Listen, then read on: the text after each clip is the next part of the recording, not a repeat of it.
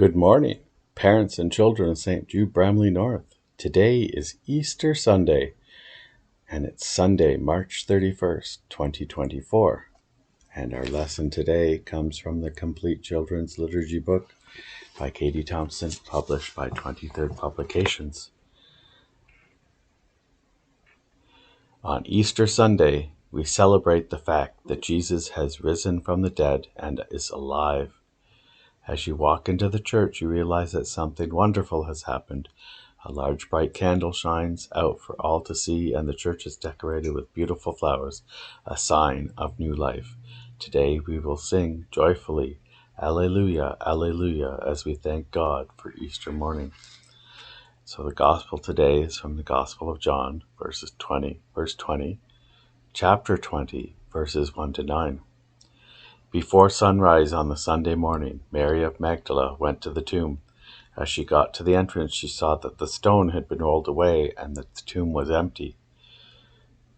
She ran to the disciples, saying, "They have taken the Lord from the tomb, and we do not know where they have put him." Peter and the disciple John ran to the tomb and found it just as Mary had described, with the linen burial cloths lying on the ground. Peter went into the tomb, followed by John. Until this moment, they had not understood the scriptures which had said, "He must rise from the dead." But now they saw, and they believed. So why did Mary return to the tomb on Sunday?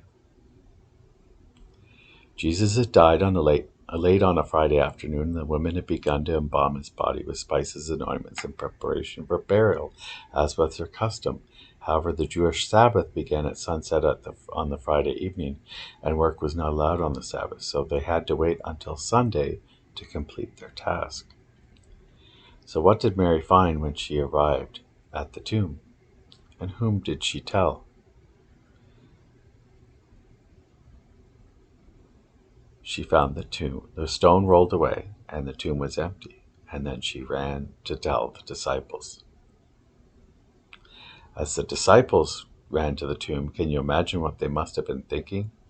Peter and John had raced to the tomb and found it empty. They could hardly believe that Jesus might be alive, but at that moment they began to hope that something as wonderful as this really could happen. On Easter Day and throughout the season of Easter, a special candle called the Paschal Candle is lit. What does it remind us of?